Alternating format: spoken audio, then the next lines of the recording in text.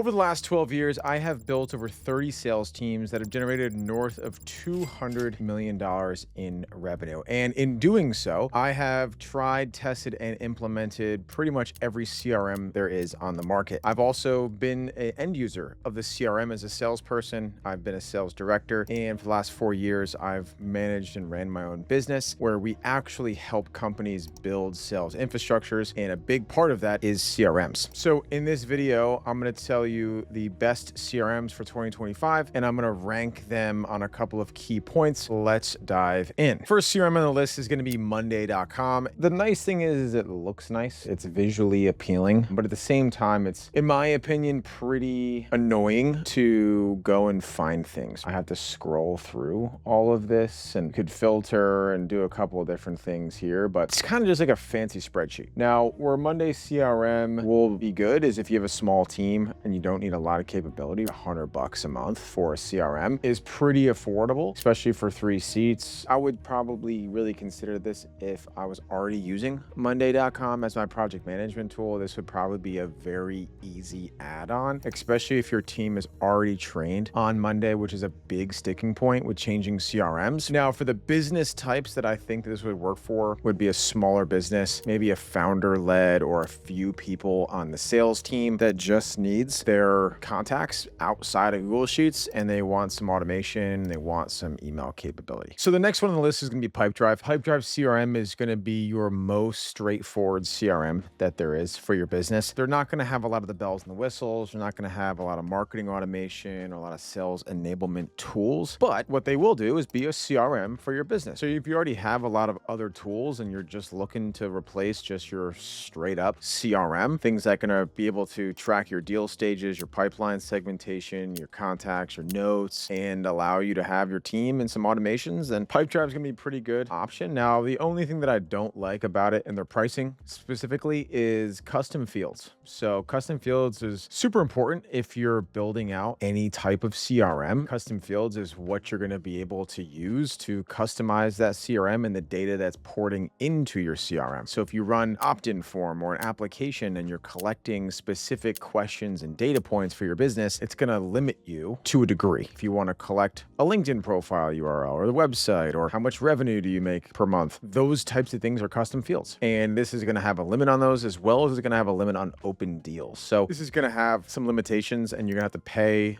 and increase your bill as your company grows. But to be totally honest with you, out of all the CRMs I'm going to talk about in this video, I'd put Pipedrive at like the bottom. All right, so moving on, we got Zoho CRM. Zoho is more of a app ecosystem than just a CRM. I would say this is really good if somebody is looking to have one centralized software provider to handle a lot of different things inside of your business. Cool thing about Zoho is they have the CRM, they have Zoho Mail, they have Zoho Accounting, they have different add-ons inside of their app list. With all these CRMs, I highly recommend that you do research and or do a trial and test some things out and just make sure that you like the UI, the UX, the customer experience, like how your team is going to be using it. If you don't have a lot of tech stack and you're like, I'm looking to start something, I would probably recommend Zoho to you because they have a lot of different products. They have financial services. You can do invoicing, you do expenses. You can also do payroll through this. Now they're going to have some stuff in regards to running meetings. Instead of Zoom, you could use Zoho Meetings. They have spreadsheets. They've thought about a lot of things inside their ecosystem. You probably already have a lot of this stuff. Instead of Zoho Calendar, you probably have Calendly, cal.com or something along those lines. You probably are already running Zoom or Google Meets. You probably have a lot of this stuff. If you don't, this could be a really cool tool because you could just centralize everything inside of one ecosystem. You're going to be able to save costs and you're going to be able to have a better ecosystem inside of your sales tech stack where everything is based in Zoho. I probably wouldn't recommend it, especially if you're a high-ticket business owner. It just seems over convoluted and it's probably a pain to set up. Moving into the creme de la creme, the blue chip CRMs here, you got to talk about HubSpot. It's got everything that you need. It's got sales, it's got marketing. It's going to have the most customization of any of the tools, and it's going to have the best dashboards, the best reporting. It's going to have the most ease of use for you and your team. What I will say about HubSpot is to really have a HubSpot that's going to positively impact your business and not be kind of an anchor, you need to have a professional set it up. Now, you can set up HubSpot on your own with entry-level tech experience, but you're not going to be able to truly utilize everything that HubSpot has if you don't know HubSpot or you aren't an operations-minded person. The downsides of HubSpot is obviously going to be their pricing model. The pricing model is you're paying for a set number of contacts. For $15 a month, that sounds great, but you're only getting 1,000 contacts total for your whole business. That is definitely something that grows as you grow. You don't want your CRM to be one of your biggest monthly expenses if you continue to scale your business. Last year, we paid an organization to build us out a custom HubSpot. It was about $25,000. They did a good job, but what we soon realized was the plan that we had was growing rapidly and our monthly expenses were going to be in the 5-figure range, which is just not something that you want to pay every month for a CRM or for any tech stack tool. You don't want to have to shell out thousands of dollars a month just to run your business. Now, with forecasting and sales, it's really good because you can have weighted pipeline stages. An example of this, so if somebody opts into your funnel, maybe that's a 5% weight of your forecast for the month. If somebody booked a meeting, maybe that's 15% of a weighted forecast. And if you assign a deal value, your average contract value is say $10,000. It's an 80% weight. It's going to forecast $8,000 towards your monthly revenue.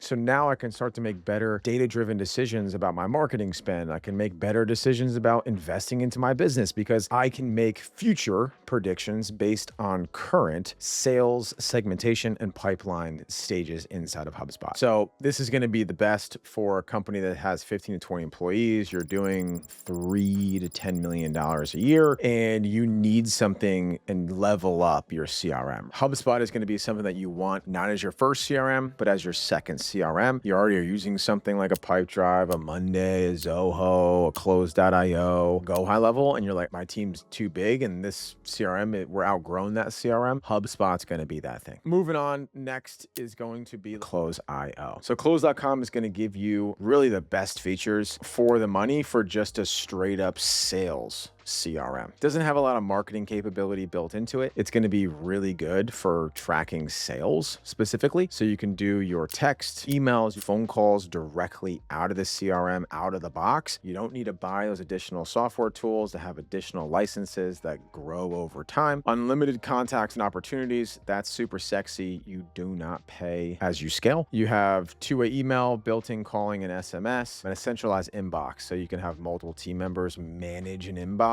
with a lot of prospects and a lot of outbound activity. Close is going to be really good, and it's got better reporting than most of the other CRMs at this price point. The only thing that they limit you on is pipeline views. This is going to allow you to only have one pipeline for anything under $100 per user per month. If you're anything like me, you want to have probably 2 to 3 pipelines, depending on how many marketing channels you have. So that is a little bit of a constraint there, but the unlimited leads, unlimited contacts, unlimited opportunities. This is going to be one of the best CRMs out there for a company that's doing $500K to $3 million a year. You got a sales team, you got probably an outsourced marketing agency that has their own stuff, and it's going to be a great tool to centralize all your sales activity and be able to call, text, and email and actually close a lot of deals. And it's going to look the best for the price point. It's got the best UI, best UX. Funny enough, I was a beta Close.io before they went to Close.com user about 7-8 years ago. So I've been a Close user for a long time. Great CRM. Can't really say too many negative things about it. Getting into the final CRM here, and my personal favorite, the thing that I've been using for the most amount of time since becoming a business owner, and we've helped migrate the most amount of clients over to this CRM from various other CRMs that I've been discussing in this video, is Go High Level. If you're running a high ticket business and you're running marketing as your main client acquisition channel, and you're running ads, you're doing organic, you're running funnels, you're running webinars, application, call booking, VSL,